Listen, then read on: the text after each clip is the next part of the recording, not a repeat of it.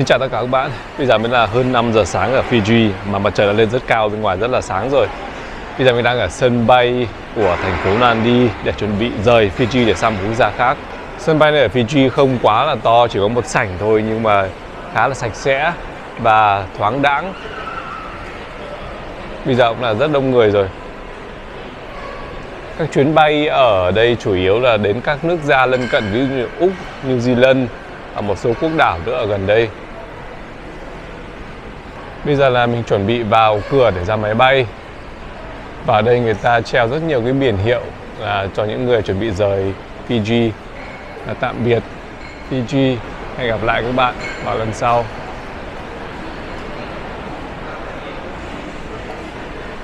Đây là cửa hàng mà các bạn có thể mua các cái sản phẩm mà được chế tạo ở Fiji, những phẩm đặc trưng nhất của đất nước này. Và đằng sau mình là một cái tấm pano mà là một cái mô típ rất được ưa chuộng bởi khách du lịch. Họ ra đây chụp ảnh để làm kỷ niệm, có tên là Sota Thale, có nghĩa là hẹn gặp lại các bạn. Hẹn gặp lại Fiji. Bây giờ mình sẽ sang một quốc gia khác.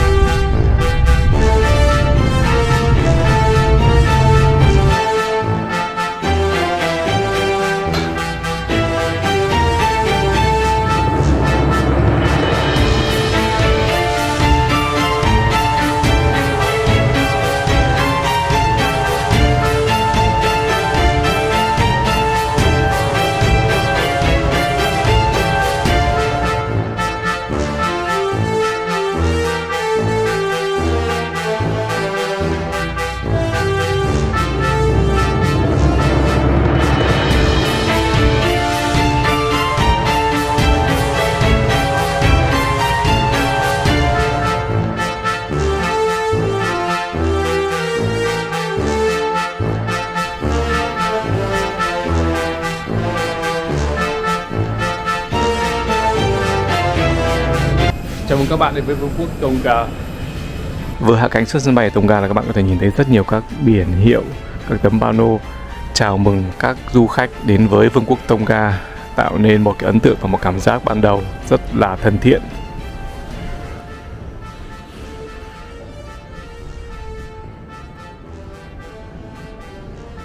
Tonga không phải là quốc gia rẻ đối với khách du lịch. Việc đến được đây bằng máy bay cũng là cả vấn đề, tại vì các chuyến bay tới đây rất là đắt. Và việc ăn ở, đi lại ở đây cũng là cả vấn đề. Để tìm được một cái khách sạn hợp túi tiền ở Tonga khá là khó khăn. Các khách sạn đấy rất là đắt đỏ. Và rất may mắn là mình tìm được một cái nhà trọ, cái hostel dành cho những người đi du lịch bụi. Giá chỉ là 17 đô la một đêm. Là cái khách sạn rẻ nhất ở Tonga này. Rất may là bây giờ là không có nhiều khách du lịch. Thứ nhất là vì Covid, thứ hai là Tonga cũng không phải là cái địa điểm du lịch nổi tiếng lắm, do vậy mà không phải ai muốn tới đây. Cái phòng này có 4 giường, tuy nhiên 4 giường này là mình sẽ chiếm cả, tại vì bây giờ không có một ai cả, một mình một phòng. Không biết trong những ngày tới có khách du lịch nào đến nữa không. Và bây giờ mình sẽ chuẩn bị để ra ngoài khám phá đất nước Tonga cùng các bạn. Không chỉ ở sân bay các bạn mới thấy được những biển hiệu Welcome to Tonga, tức là chào mừng các bạn đến với Tonga, mà ở trong thành phố cũng có rất là nhiều. trên vỉa hè và thậm chí ngay cả dưới lòng phố, và điều đó mang lại cho du khách đến đây một cảm giác rất được chào đón ở Tonga.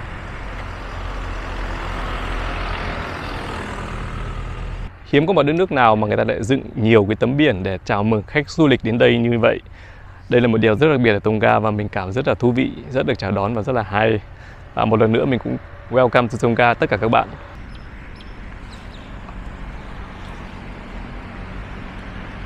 Và bây giờ mình lại có mặt bên bờ Thái Bình Dương và bây giờ là ở Tonga. Đứng bên bờ đại dương bao giờ cũng cho người ta một cảm giác gì rất là thư thái, rất là thanh bình và rất là nhẹ nhõm. Và đây là quang cảnh xung quanh cái bờ ở bên biển Thái Bình Dương này ở Tonga. Ngay bên cạnh đây là một bến xe bus. Và chúng ta bây giờ sẽ vào tìm hiểu một chút. Đây có một vài cái khá là thú vị.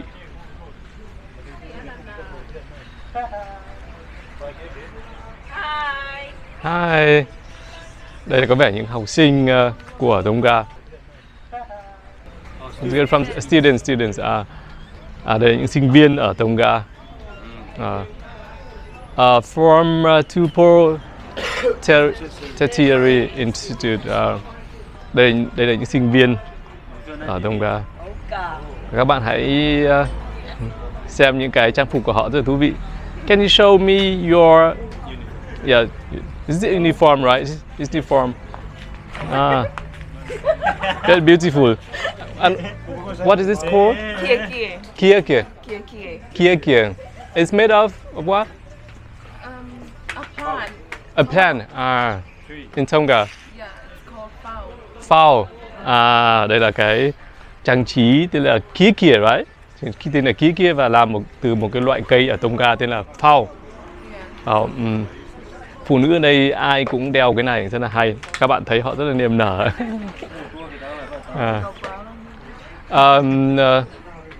Bây giờ có thể tiện đây sẽ hỏi họ một chút về xem họ biết về Việt Nam không. I'm from Vietnam. Do you know anything about Vietnam? Yeah. Oh, you're from Vietnam? Yes, I'm from Vietnam. And you know anything about Vietnam? You heard about Vietnam, but you know nothing about Vietnam. And you? Just heard it. Just heard, never. Okay. Tonga, nice. Bye. Các bạn thấy không? Họ rất là thân thiện và cởi mở.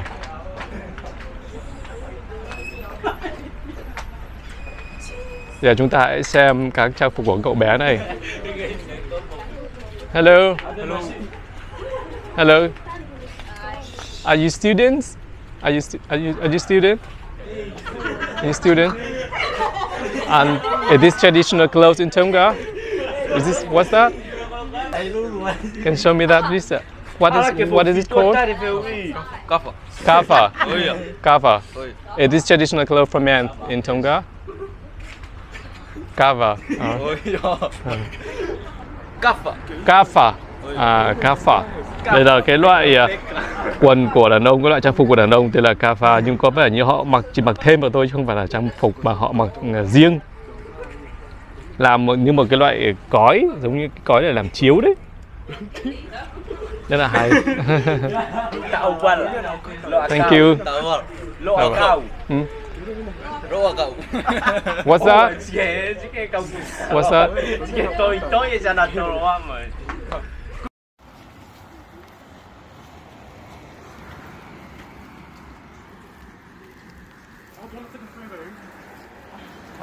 Hello. Is this traditional clothes? No, she's not gonna put up her. It's okay. It's traditional clothes of Tonga. Or it's just a decoration? No, it's a funeral actually. So. Nice. I'm really uncomfortable. So, yeah. Where are you from? I'm from Vietnam. Vietnam, yes. Do you know Vietnam? Yeah. You know Vietnam? Yeah. You heard about Vietnam, but do you know anything about I got Vietnam? Vietnam friends. Just came from Australia. Okay. Nice, yeah. Nice dress, yeah. Nice to meet you. Có một điều đặc biệt về xe bus ở Tonga là xe bus ở đây không phải là xe bus công cộng mà là xe bus chạy hoàn toàn phụ thuộc vào cái giờ học của sinh viên và học sinh. Và điều đó có nghĩa rằng là xe bus ở đây chỉ chạy vào buổi sáng để đưa học sinh đi học và buổi chiều để đón học sinh sinh viên về. Còn ban ngày thì là các bạn hầu như không tìm đến bất kỳ một cái chuyến xe bus nào. Đây, ví dụ bây giờ đang là buổi trưa và bây giờ là không hề có một xe bus nào ở đây hết.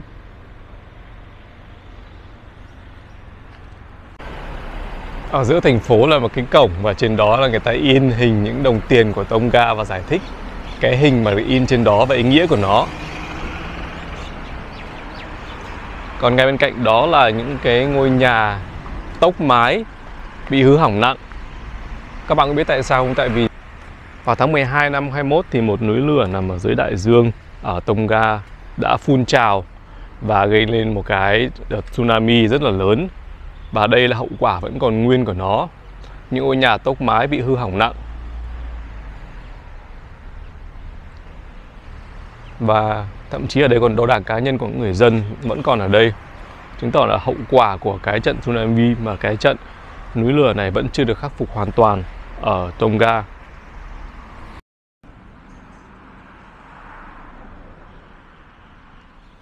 Cũng như nhiều quốc đảo khác ở khu vực này thì bốn xung quanh Tonga chỉ toàn là đại dương, mà cụ thể là Thái Bình Dương. Do vậy mà động đất ở đây là việc xảy ra hết sức thường xuyên, thậm chí có cả sóng thần. Do vậy ở đây họ có cả những cái biển báo và những cái biển chỉ dẫn thoát hiểm khi mà có sóng thần xảy ra.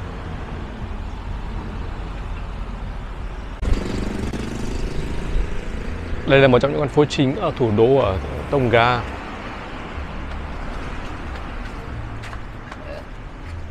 Phương tiện đây chủ yếu là ô tô, hầu như 100% là ô tô, không có xe máy hay là xe đạp.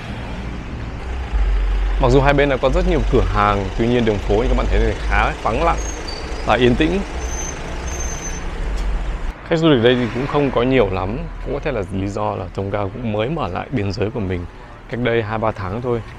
Nhưng nhìn chung thì Tonga cũng không phải là một địa điểm nổi tiếng đối với khách du lịch. Nhìn chung thì cơ sở hạ tầng ở Tonga khá là tốt. Ở đây các bạn có thể tìm thấy hầu như tất cả những cái gì mà mình cần thiết trong một chuyến du lịch. Các cửa hàng, các quán ăn có rất là nhiều, cũng có đủ các loại đồ ăn cho các bạn lựa chọn. Đường phố ở Tonga rất là sạch sẽ và gọn gàng, và người dân người ta cũng có ý thức giữ gìn cái sự sạch sẽ của đường phố ở đây. Cũng như đại đa số các quốc gia ở châu đại dương này thì Tonga cũng không là ngoại lệ. Ở đây môn rugby, nghĩa là môn bóng bầu dục, là môn thể thao chính được người dân rất là hâm mộ và ưa chuộng. Do vậy mà ở đây, ở các thành phố ở đâu cũng có các biển pano quảng cáo hoặc giới thiệu những cái đội bóng rugby của đất nước. Và như các bạn biết thì các cầu thủ chơi bóng bầu dục, cả đàn ông lẫn phụ nữ, đều rất là to con và to đô. Khi đi ở Tonga này, mình có cảm giác là ai cũng có thể là cầu thủ bóng bầu dục được. Và các bạn có biết rằng Tonga là một trong những quốc gia nơi có tỷ lệ dân số mắc béo phì cao nhất thế giới. Người Tonga nói chung là rất mũm mĩm và phì nhiêu, cả đàn ông lẫn phụ nữ. Một thân hình mũm mĩm không phải là một cái chuẩn mực đẹp ở Tonga, mà là do vấn đề ăn uống. Có vẻ như người Tonga không chú trọng lắm đến vấn đề sức khỏe và vấn đề ăn uống. Thì tới đóng một vai trò rất là quan trọng trong cái khẩu phần ăn hàng ngày của người Tonga. Cộng vào đó là họ ăn rất nhiều tinh bột nữa và ít rau, do vậy mà có cái hình thể cũng khá là to. Và đây là điều đập vào mắt bạn ngay khi bạn ra phố, bởi vì đại đa số những người Tonga đều có hình thể rất là to.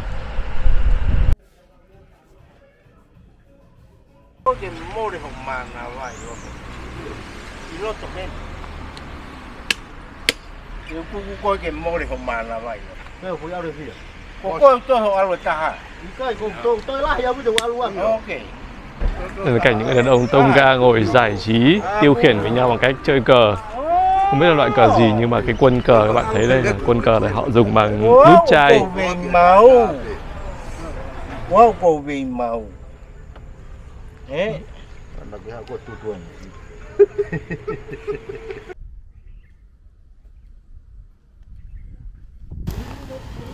Các cửa hàng tạp hóa ở đây chủ yếu là do người Trung Quốc quản lý. Ngoài ra ở đây cũng có rất nhiều các quán ăn của người Trung Quốc bán, giá cả rất hợp lý.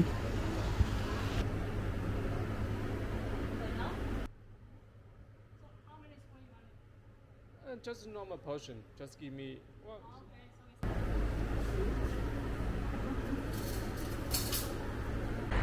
Và đằng sau mình vừa phát hiện ra một cửa hàng có liên quan đến Việt Nam. Các bạn hãy nhìn đằng sau, Đài Loan về Việt Nam. Cũng có thể là người chủ trong này là người Việt Nam. Bây giờ chúng ta sẽ vào tìm hiểu xem thế nào. Đây có vẻ như là một cửa hàng tạp hóa.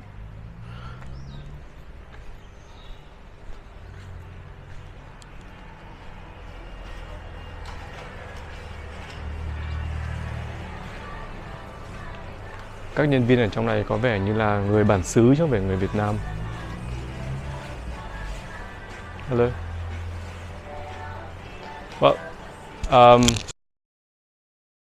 Well, here you sell products from Taiwan and Vietnam, right? Because it says Taiwan and Vietnam in the side. But is the owner Taiwanese or Vietnamese? You don't know? Maybe you can ask those at the front. All right. Okay. Thank you. Hello. Can I ask you something? About what? About the owner of this store, because I read it outside. It says Taiwan and Vietnam. Because I'm from Vietnam, so I'm curious to know. Some cooks they import from Vietnam. Ah, okay. Like the rice. Like rice. The rice. Và như vậy lý do là rõ cửa hàng này không phải chủ người Việt Nam mà chủ người Đài Loan. Tuy nhiên họ có nhập khẩu một số sản phẩm từ Việt Nam mà trong đó chủ yếu là gạo.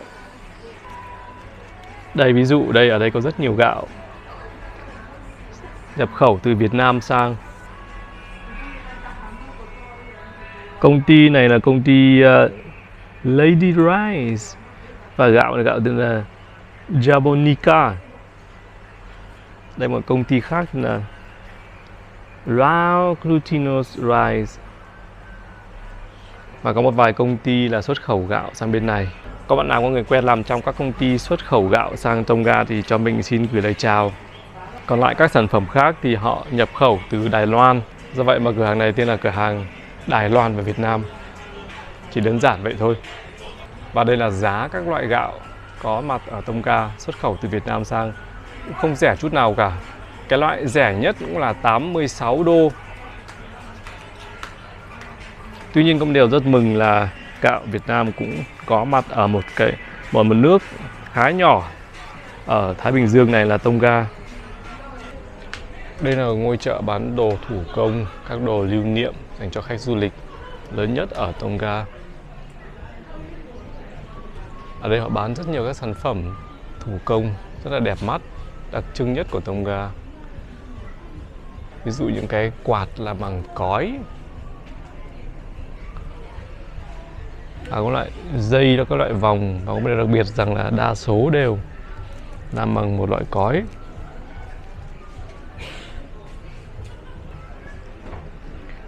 Gáo dừa để uống nước hoặc là uống rượu.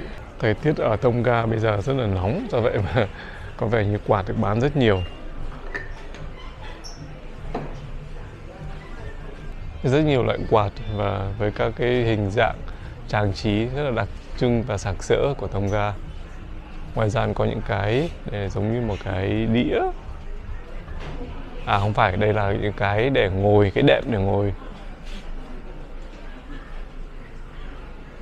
Cũng được trang trí rất là đặc trưng và sặc sỡ.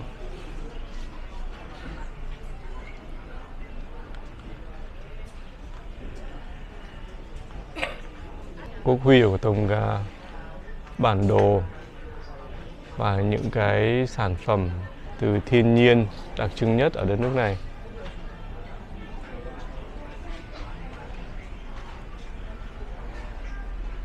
Còn thứ mà chúng ta đang xem ở đây là kiểu giống như một loại thắt lưng mà người dân, cả đàn ông lẫn đàn bà, buộc vào hông để làm có thể là một cái dạng quần áo hoặc là chỉ là đồ trang trí thôi.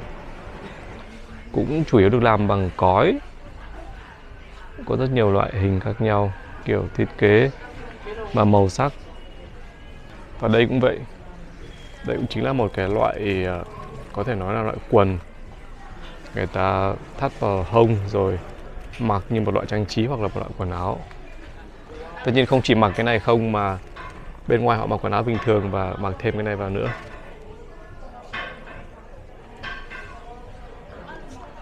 Có rất nhiều size, kích cỡ Rất là thú vị, một loại váy rất đặc trưng ở vùng Thái Bình Dương này. Trông đơn giản nhưng mà được làm rất là cầu kỳ, mất nhiều thời gian mới có thể làm ra một cái váy như này.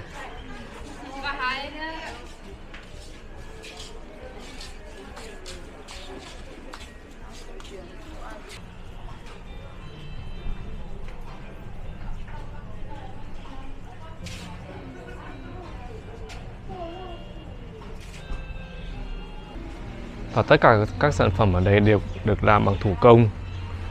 Những người làm rất là thành thạo, các bạn hãy nhìn cô gái này đang đan một cái váy như vậy.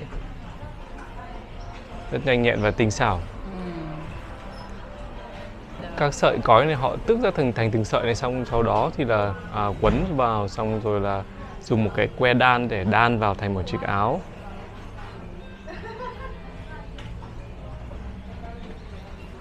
Công việc rất là cầu kỳ và tốn thời gian để làm được một cái sản phẩm ra hoàn chỉnh như thế này.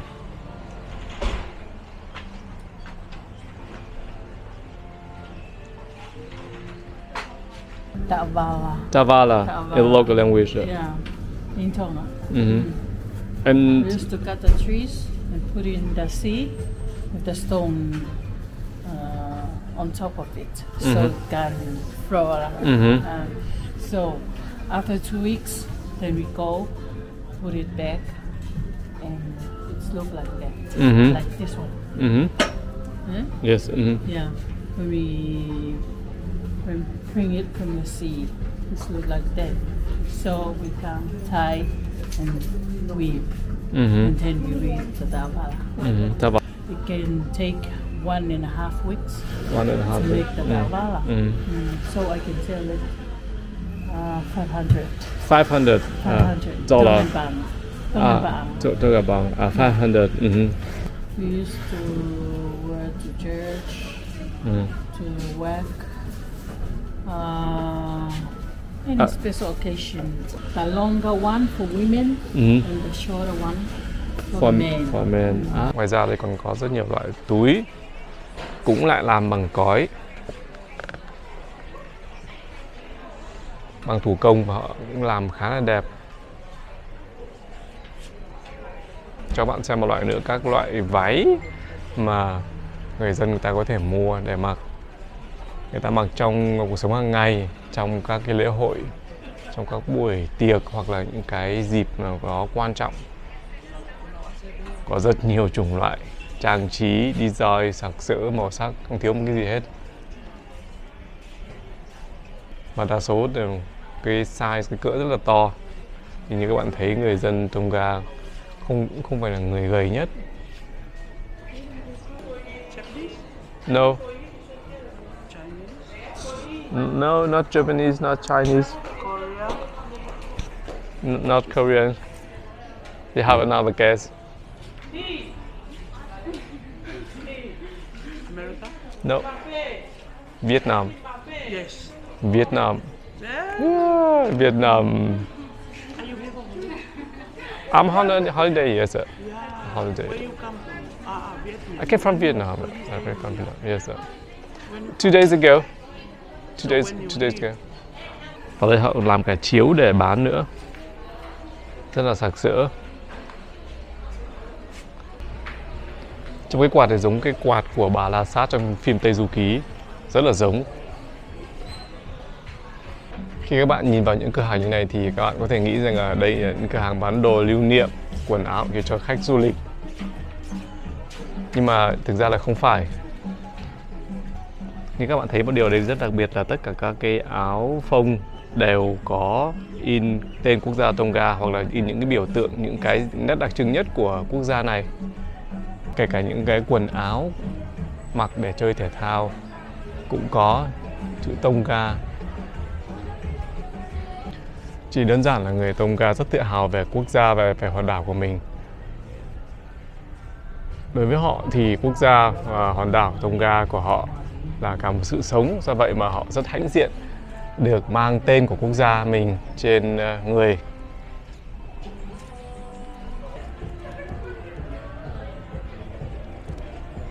Mặc dù việc mặc quần áo có chữ Tonga không phải là một cái điều gì đó bắt buộc, Tuy nhiên, đại đa số người dân Tonga đều rất hãnh diện làm việc đó. Do vậy mà gần như 100% tất cả các loại quần áo ở đây đều có chữ Tonga, tức là tên quốc gia trên đó.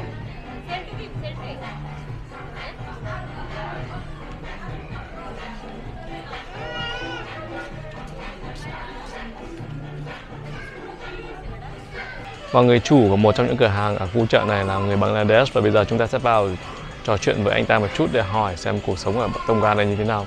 I'm from Bangladesh. You're from Bangladesh. Yeah. What are you doing here? I'm doing business. Business, yeah. Yeah, it's own business. On business. Yeah, T-shirt, many kind of T-shirt, and many things we're selling, especially colored item, garments item. This is designed from Tonga, but all material from Bangladesh. We send design in Bangladesh, print in Bangladesh, and we import that from Bangladesh. T-shirt, everything we import from Bangladesh. Vietnam. Yes. Today I first time see you. The Vietnam. first time? Yeah, first time. No one I see Vietnam here. Okay. Even not from Bangladesh, not from India, because it's too far from our country. Yes, yeah. Tonga is very good life. It's peaceful. Peaceful. Yeah. Very good life here. You can enjoy the life here. The salary is not like Australia, New Zealand, and America. Here salary is not much, but it's okay. Here cost is everything low, not high cost. Like food and accommodation, everything. It's not like high. It's normal everything.